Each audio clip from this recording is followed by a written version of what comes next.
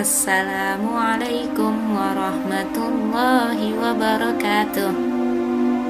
Halo anak-anak semua, welcome back to our lesson.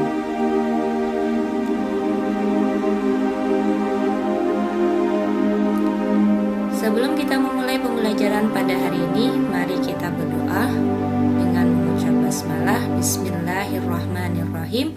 Rabbi zidni ilman warzuqni fahman. Rabbi shrahli sadri wa yassirli amri wahlul 'uqdatam min lisani yafqahu qawli. Amin ya rabbal alamin. Hari ini kita akan belajar tematik IPA di tema 2 subtema 3. Dengan muatan IPA di KD 3.2 dengan kegiatan pembelajaran, siswa mengetahui bahaya kabut asap bagi kesehatan, dan yang kedua, siswa mengetahui upaya menjaga kesehatan organ pernapasan. Kabut asap merupakan bencana nasional yang hampir selalu dialami masyarakat Indonesia setiap tahunnya.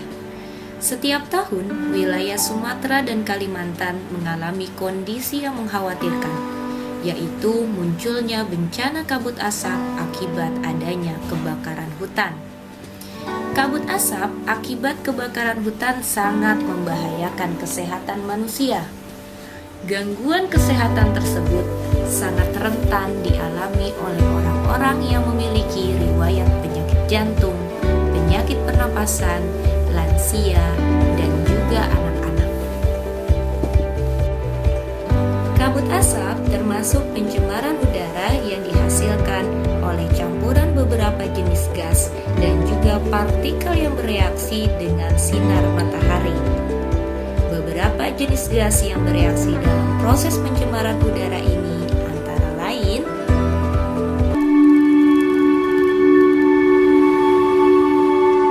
karbon dioksida atau CO2, karbon monoksida atau CO,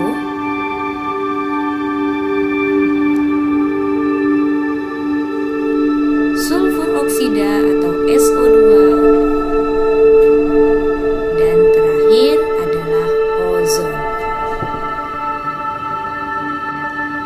Sementara itu, beberapa jenis partikel yang terkandung di dalam kabut asap adalah asap, debu, pasir, serta serbuk sari.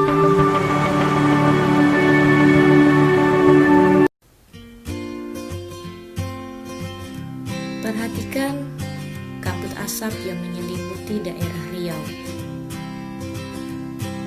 Di wilayah Indonesia, Riau menjadi salah satu kota yang menjadi langganan adanya kabut asap.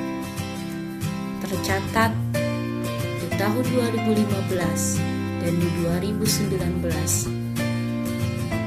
Riau diselimuti oleh kabut asap yang tebal. Kabut asap ini disebabkan oleh kebakaran hutan. Karena begitu beratnya pencemaran udara yang terjadi dan melebihi batas bahaya. Jika berbagai zat dan partikel berbahaya terhirup masuk ke dalam tubuh manusia, maka bisa berakibat terhadap kesehatan tubuh manusia. Berikut ada 8 bahaya kabut asap bagi kesehatan tubuh manusia.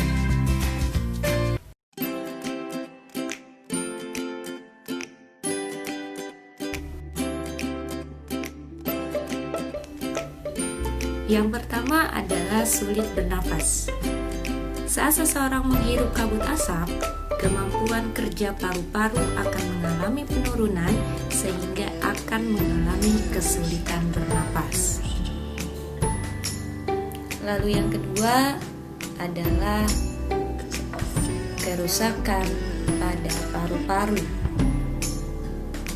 Jika udara yang tercemar oleh kabut asap terhirup dalam jangka waktu yang lama, maka paru-paru menjadi rentan mengalami kerusakan. Yang Yang ketiga adalah cepat lelah. Saat kinerja paru-paru menurun dan juga proses pernapasan terganggu, secara otomatis tubuh akan menjadi lebih cepat lelah ketika melakukan berbagai jenis aktivitas. Hal tersebut terjadi karena pasokan oksigen ke dalam paru-paru berkurang. Nah, anak-anak, bahaya kabut asap yang keempat adalah batuk dan iritasi tenggorokan. Akibat menghirup kabut asap, dahak akan mengalami peningkatan sehingga terjadilah gejala batuk. Karena daya tahan kita menurun, maka tenggorokan akan lebih mudah mengalami infeksi. Nah, yang kelima bisa memperburuk asma. Bagi seseorang yang memiliki riwayat penyakit asma, lebih rentan mengalami kambuh gejala asma apabila menghirup kabut asap ini. Oleh karena itu, untuk penderita asma lebih baik menjauh dari area kabut asap. Lalu, karena daya tubuh yang akan menurun akibat kabut asap, maka tubuh menjadi mudah terinfeksi. Dalam jangka pendek, kondisi tersebut dapat menyebabkan infeksi saluran pernafasan akut atau yang biasa kita sebut ISPA. Lalu, bahaya yang ketujuh bisa terjadi iritasi mata. Mata akan terasa perih sehingga menjadi merah. Oleh karena itu, jika terjadi kabut asap, maka gunakanlah kacamata ketika melakukan aktivitas di luar rumah. Nah, bahaya yang terakhir adalah kabut asap bisa meningkatkan resiko berkembangnya sel kanker pada paru-paru. Kabut asap yang mengandung berbagai jenis partikel bersifat karsinogenik. Maksudnya, mampu memicu berkembangnya sel kanker. Lalu, setelah kita mengetahui berbagai banyak bahaya kabut asap bagi kesehatan tubuh kita, mari kita menghindari kabut asap atau lakukan cara-cara berikut untuk mengurangi dampak kabut asap bagi kesehatan tubuh kita.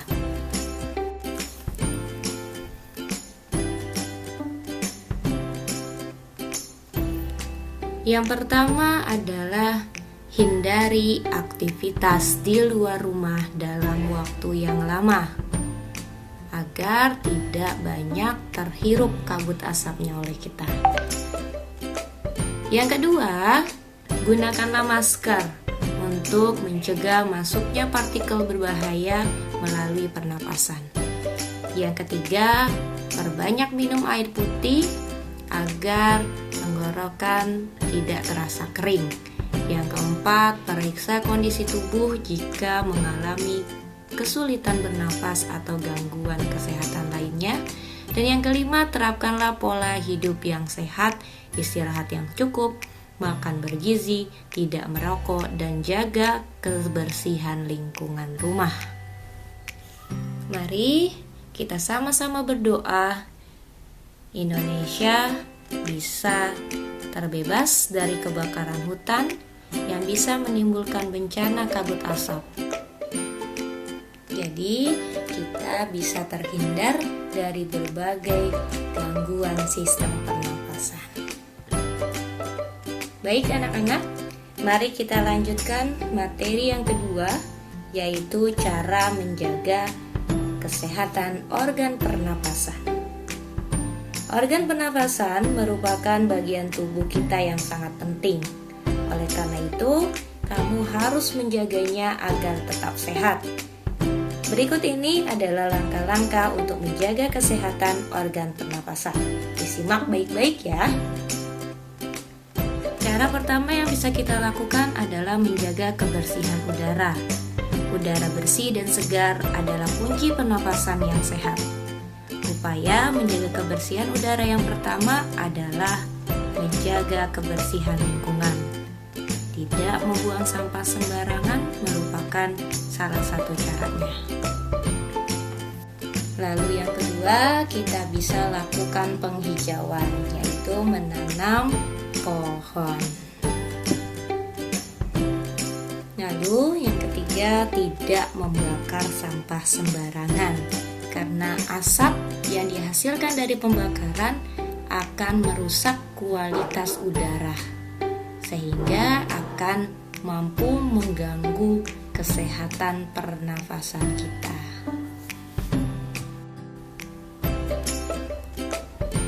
Yang kedua adalah menghindari udara kotor. Asap yang dikeluarkan contohnya dari kendaraan bermotor serta pabrik itu juga bisa membahayakan kesehatan tubuh kita. Oleh karena itu, kamu harus berusaha untuk menghindari udara kotor yang bisa kalian hirup. Misalnya, salah satu caranya adalah dengan gunakan masker saat mengendarai sepeda motor atau berada di lalu lintas yang padat kendaraan. Yang ketiga adalah tidak boleh meludah di sembarang tempat.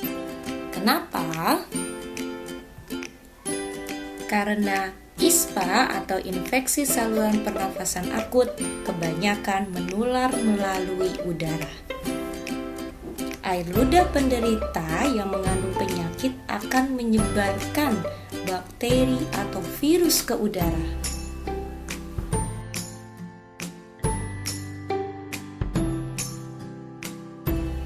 Contohnya penyakit TB ya, tuberkulosis dapat menular dari air ludah atau dahak yang diludahkan penderita ke atas tanah. Oleh karena itu, kita tidak boleh meludah di sembarang tempat ya. Meludahlah di WC atau di kamar mandi. Tidak boleh di sembarang jalan ataupun di tempat umum. Lalu yang keempat adalah buanglah tisu di tempat sampah. Tisu yang kita gunakan untuk menyeka ingus tidak boleh dibuang sembarangan. Jika dibuang sembarangan, maka virus-virus yang terbawa ingus akan cepat menyebar ke udara.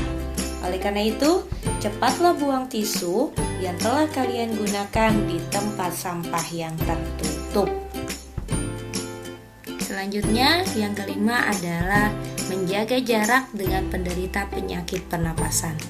Sebagaimana kita ketahui bahwa beberapa penyakit itu bisa menular. Oleh karena itu, gunakan masker jika berbicara dengan penderita penyakit saluran pernapasan dan jangan terlalu sering berhubungan dengan penderita penyakit ini. Lalu yang keenam adalah hindari asap rokok. Asap rokok mengandung gas-gas yang berbahaya bagi kesehatan organ pernapasan. Gas ini menyebabkan berbagai penyakit paru-paru seperti bronkitis, pneumonia, bahkan kanker paru-paru. Oleh karena itu, jika ada yang merokok, kita harus menghindari. Alhamdulillahirrabbilalamin. Cukup sekian pembahasan kita pada hari ini. Semoga apa yang telah Bu Farha sampaikan bisa bermanfaat untuk kalian semua. Kurang lebihnya Bu Farha mohon maaf. Terus jaga kesehatan kalian agar kita bisa bertemu di pembelajaran berikutnya. Wallahul muwaffiq ila aqwamit thoriq. Wassalamualaikum warahmatullahi wabarakatuh.